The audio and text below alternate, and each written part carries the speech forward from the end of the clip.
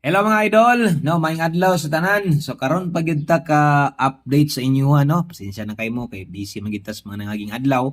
Pero karon sa mga nangita, labi na to sa mga naghulat gyud sa tua, na natay bagdok last to. Okay? So karong adlaw May 4, 2026. So Lunes data karon no. So salamat kayo palihog ko. I-share sa daan ni ato ang short video. Ay kabala ka short video naman Palihog sa akong share dayon siguro nga naka-follow o naka-subscribe ka diri sa atong channel nato no. So dire at least kay isa sa kadlaw update ta sa inyo gahatag sa tong big time bagdok last to. Pero last update na to May 1 pa no. So 2 days na nga absent o karon bawi ta sa inyo no sa mga musabay na natay giandam diri atong bagdok last to.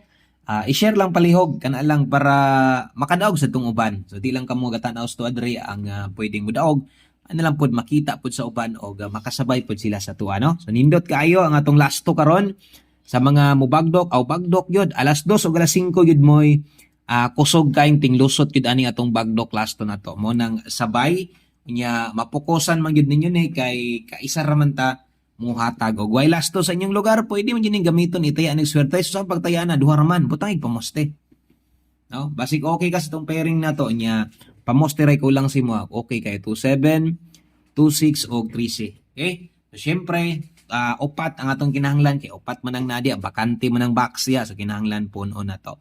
Okay, naka-like na mo diya sa mga wala pa palihog og like o follow lang ni o i-share mo gini pinakahangyo na to. I-share lang gyud ni atong short video para daghan sad ang mga mudaog no. So daghan ang mga makadaog. So good luck sa tanan o good luck syempre ang ato ang numero kinahanglan mag-rumble kita. So target rumble no. O mutay kag 38 pag 83 sad.